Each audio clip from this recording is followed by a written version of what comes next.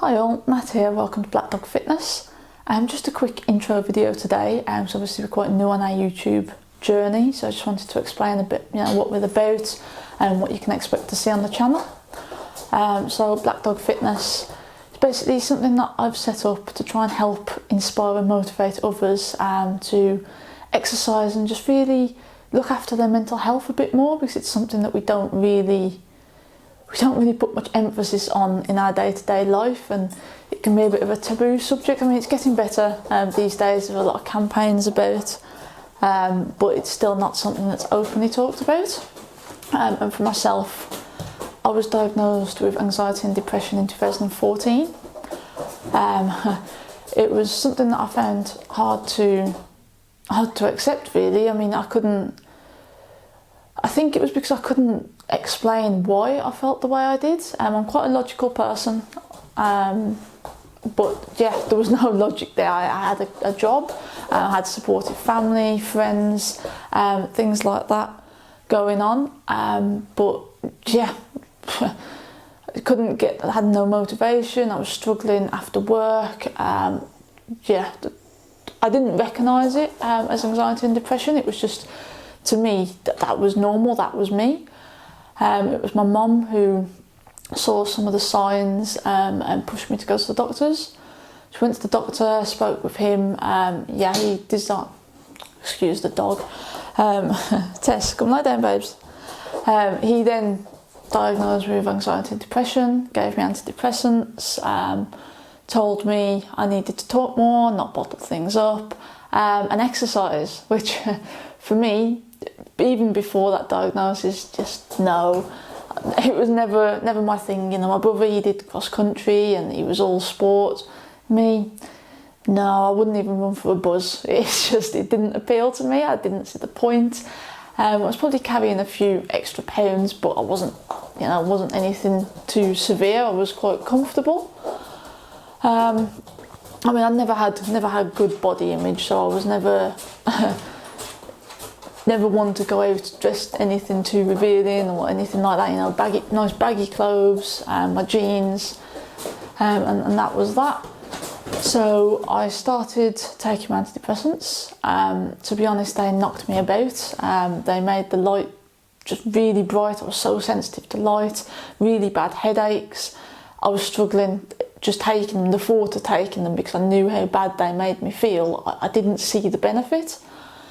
I was supposed to take them in the morning, but I'd actually been taking them towards the night time, because at least then I could just go straight to bed. Whereas when I took them in the morning, that was it. My whole day, it was just done. I was in such pain and just discomfort that yeah, it wasn't possible. So I was taking them before I went to bed. I put up with those. I started to, when I say have an impact, it's quite a difficult one to explain, because I didn't feel upset anymore, I didn't feel suicidal anymore, but I didn't feel anything at all. It was complete numbness. So it went from like one extreme to the other, which was a bit strange, because like I say, you don't feel anything. There's no happiness, there's no sadness, you're just in this constant state of okay. But it allowed me to at least get back to work. So I started back at work. So I had some time off sick whilst I was on the antidepressants, because like I say, they knocked me about. Went back to work, started working part-time, got back into a bit of a routine. Things weren't so bad. Then it turns out I actually needed surgery. I had gallstones, and because of my age and because I was a vegetarian, apparently it was quite rare for me to get that. They decided to stop it happening again. They just removed my whole gallbladder. So I had to be at work again whilst I waited for the surgery. I had the surgery done. I was then told to watch what I ate, because obviously your gallbladder, it breaks down fat. Without a gallbladder, my body wasn't going to be able to cope with so much fat or greasy food. But yeah, I didn't really listen to that advice. And because I'd also got into a new relationship with Chris, I was comfortable, so, comfortable stage of life. He was a bit of a feeder as well when we first got together. So put on a few pounds. You don't realise it, and then you see a photo and you're like, well, okay, how did that happen? But yeah, it happened. I started to wean myself. I spoke to my doctor first of all. I started to wean myself off the antidepressants as a way to kind of counterbalance that, and also because I saw a picture of myself and I just put weight on. I was like, you know what, let's go back to the gym.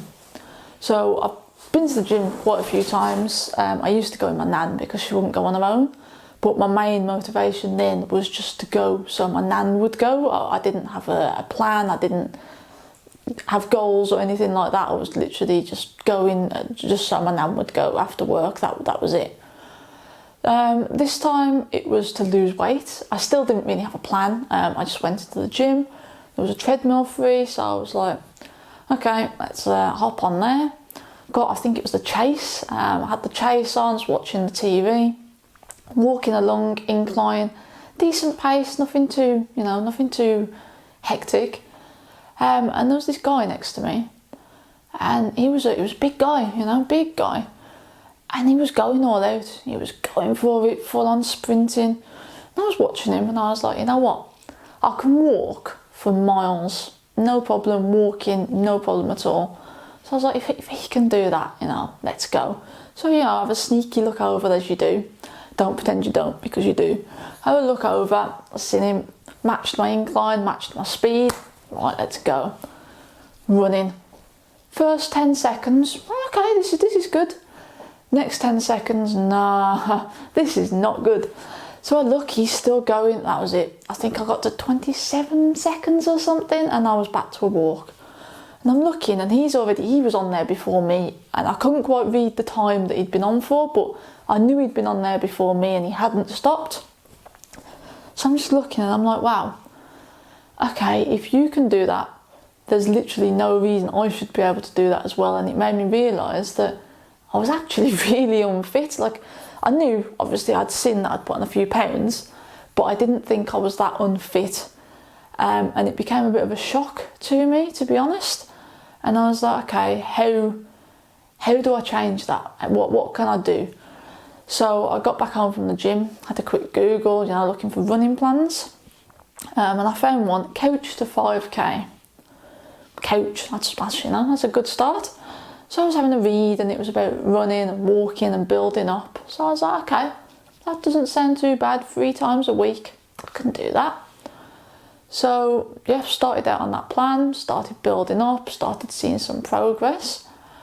I'd done, I think it was 4 or 5 runs, and I happened to find, I'm not sure how, I just came across this thing called Park Run.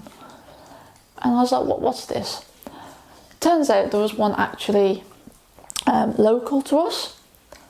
So we gave it a go. We showed up on a Saturday and started at 9, which for me on a Saturday, that was early. That was like, okay, so the alarm was set. We woke up and I was like, you know what, do I really want to do this?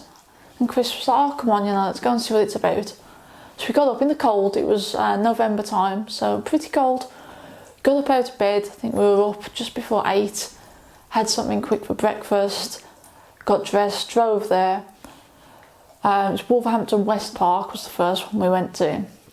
And wow, the first thing I thought was, okay, there was more than 300 people there. I was expecting like 15, 20 people. So that many people was like, wow, okay, there's a lot of people here, which also plays with my anxiety. Big groups, a bit intimidating. So I was like, okay, we're here now, let's get it done. Chris actually ran it with me as a bit of support. He hadn't really been running. He's got an active job, so he's fitter than me anyway. We started running around 3 laps of West Park.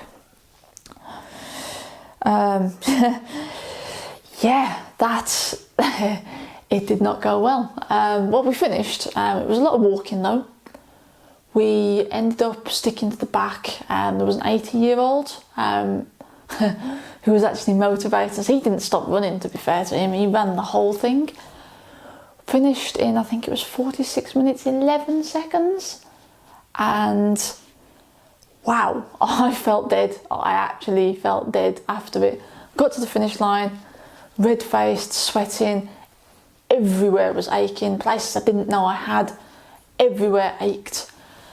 And I was just like, wow, okay, that was intense. I mean, the support you get, even though we were last, everyone was so supportive. It was really nice environment, so that was good. It gave me a bit of a kick as well when you see other people, like 80-year-olds that are able to get up and run. There was really no excuse why I couldn't. I carried on then with the Coach to 5K plan. I think I got to week 3 or 4, and then I started just doing my own things with the intervals and building up on my own and just mixing it up a little bit how I felt. I entered our first 10k in March, so obviously started running November, moved into March.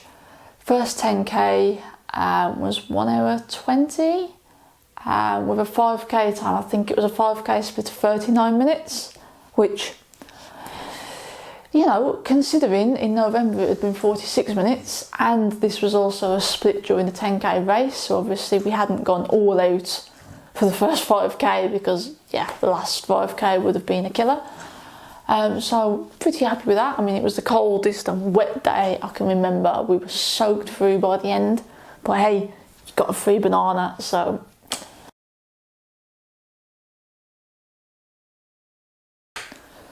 So I've never been into sport, as in playing. I played a little bit of football when I was a teenager. That was about it really. I'd always skip PE, and I did the occasional badminton, but anything I could get out of doing, I would. I'd forge notes to get out of PE at school. But despite that, I actually enjoy watching sport. Big football fan, I support Arsenal. Love watching the Olympics, the athletics, things like that.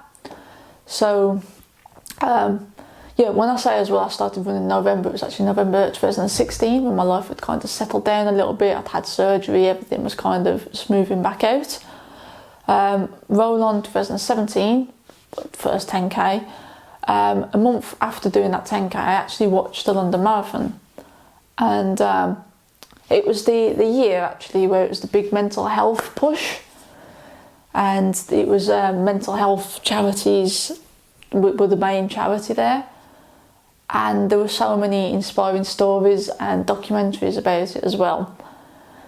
And to see it live, it just made me think, wow, okay, running it's helped me with my anxiety and depression because it gave me something to aim for. It gave me something to do after work. I wasn't just coming home, eating, showering, making my lunch for the next day and going to bed. I was getting up even when I didn't feel like it, after work, getting changed, going to the gym or going outside, doing my run, coming back in. I mean, just going to the gym on my own, that in itself, anxiety-wise, was a big thing. So it just gave me that push to do something else. Then obviously when you start to see improvements and you see yourself being able to run a bit further or a bit faster and doing things you never thought you would do, it was nice. And being able to just control my mind. You know, I could have a really bad day and you let the negativity sit in your head, but once you lace up your shoes and you go for the run, that goes. You know, you're out for the run, you're getting the fresh air, the endorphins are there, you're feeling good because you're pushing yourself to do something. And even the times when I really didn't want to run, by the time I'd finished it and I'd got home, you get that, yes, I've done that, I've gone out, I've done my run, pushed myself, I've done something for myself. I mean, a lot of us, we go to work, we work for someone else. So you go to work for 8, 9, some people 12 hours or longer a day. You come back, other than feed and shower, you don't generally have much time to do things for you. So running gave me that freedom. That was my time. It was for me. And just watching the London Marathon made me think, maybe I could do that. Could I run a marathon? Could I? And out of a moment of madness, but at this point I'd stopped completely with the antidepressants, so watching the London Marathon was actually quite emotional to see other people's stories and their reasons why they ran. And that made me think, you know what, let's give that a go.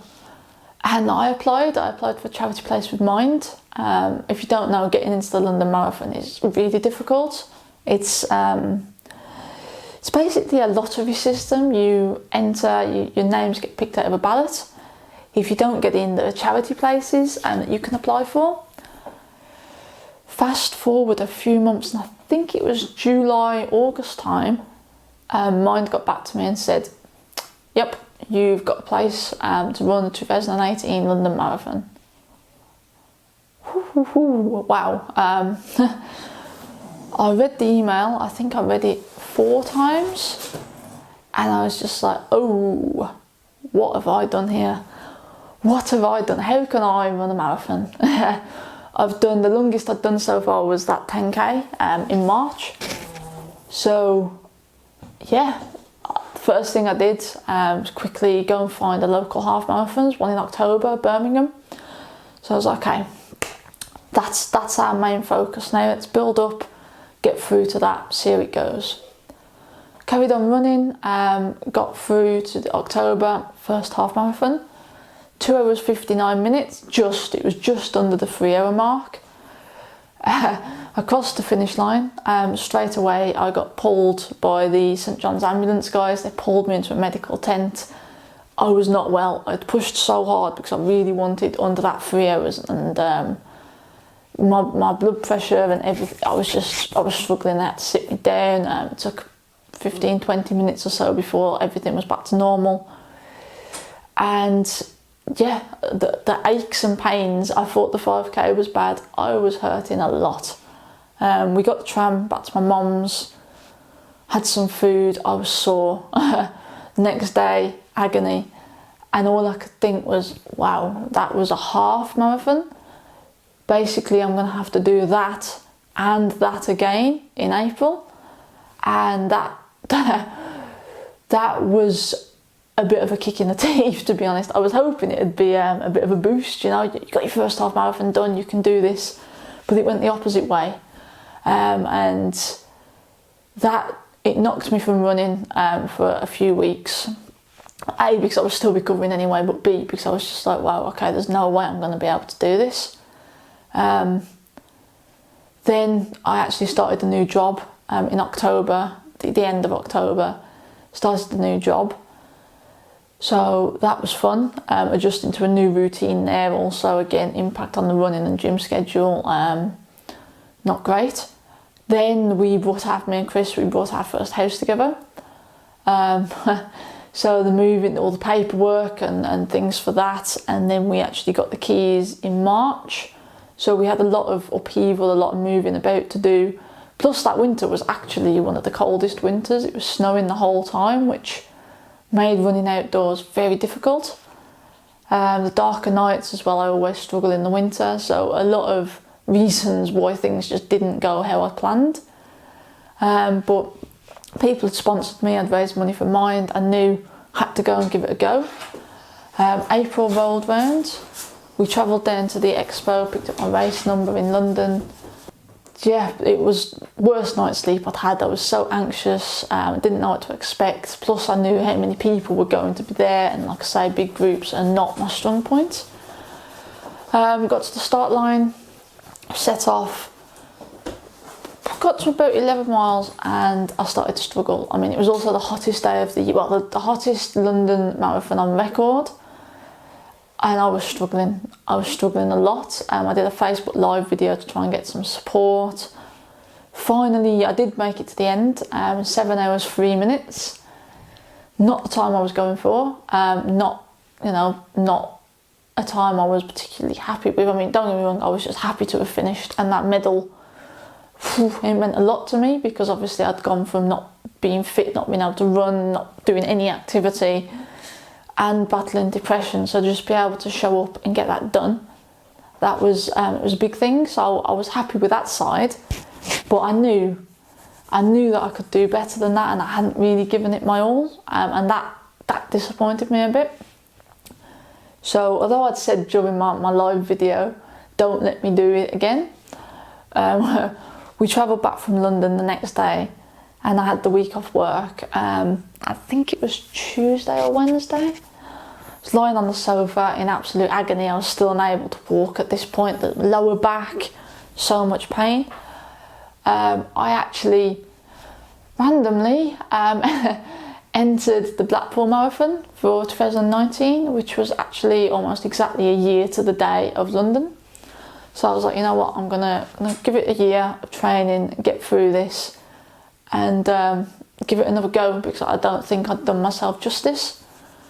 So carried on training, picked up the intensity. Obviously things had settled down a little bit with us moving in and getting into a bit of a routine. October comes around, and I don't know, it must be an October thing, I changed jobs again. So a bit more of an adjustment to a new role, things to learn. I still stuck with the running. April rolled round, and at this point training had been going well. I mean, I did get hit by a car in March time, and I'd done half marathons in between. And between my first half marathon, which was 2:59, I'd actually got my half marathon time down to 2:11, my 5k time down to 25:58, and my 10k to 56 minutes and something, I'm not quite sure. So I was hoping for the sub 5 at Blackpool. It started off well. Last few miles let it down a bit, so I ended up with 5 hours 6 minutes. Yeah, it was hard to take at the time. So yeah, even though I did miss my goal 6 minutes short, the difference after the marathon was actually quite surprising. After London, I struggled to walk. I couldn't even eat a muffin. I was so sensitive. My teeth from all the energy gels and the drinks were really sensitive. I ached. I was hunched back getting on the underground to go back to the hotel. It just wasn't a nice experience at all. I was then off my feet for a week recovering. It knocked me about. Blackpool, although I was disappointed, I got to the finish line, and yeah, I was disappointed with the time. I was still able to walk. Me and Chris, we walked along the seafront, we went to the arcades, we went out for the meal.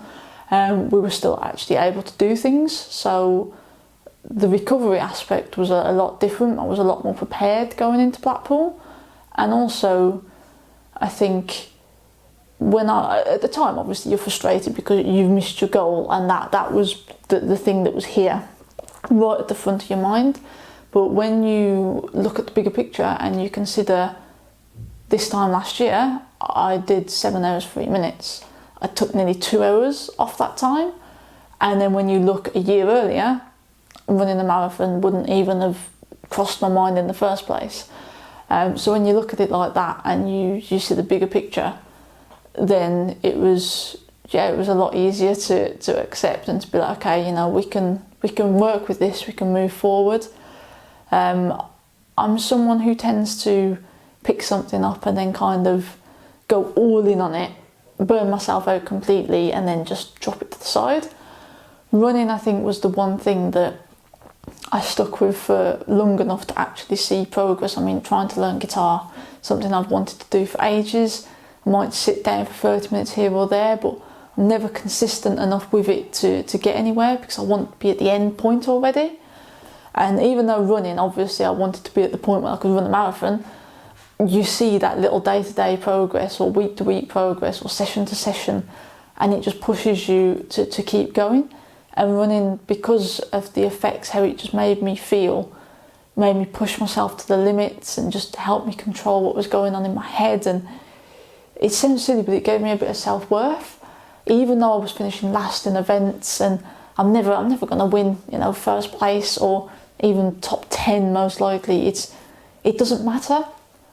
I think that's the thing with most sports, you know, of course you can play them non-competitively, but running is something where you can be competitive even without being good, because your only competition is you. You are your competition, and if you're better than you were yesterday, last week, last month, then that's fine. No one's going to judge you. No like I say, parkrun, we came last and we were being lapped, but people were lapping us with encouragement.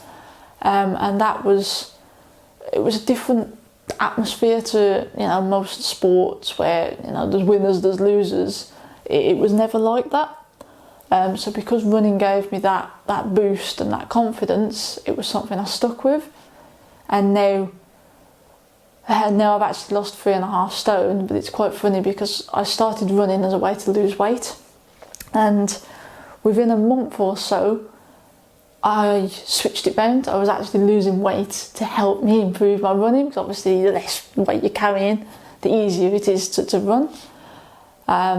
So now I've lost that weight, I've got some more body confidence. I'm actually comfortable with not just how my body looks physically, but what it can achieve as well, because before I didn't have that, whereas now I can say, right, okay, I can push my body to the limit and I know it can go all out, and I can get a 25 minute, 25:58 5k, and I can get through a marathon or a half marathon, and it just gives you that boost to push for more. I mean, I'd like to do ultra marathons one day, and obviously I'd love to also get my parkrun then, but that's sub 25.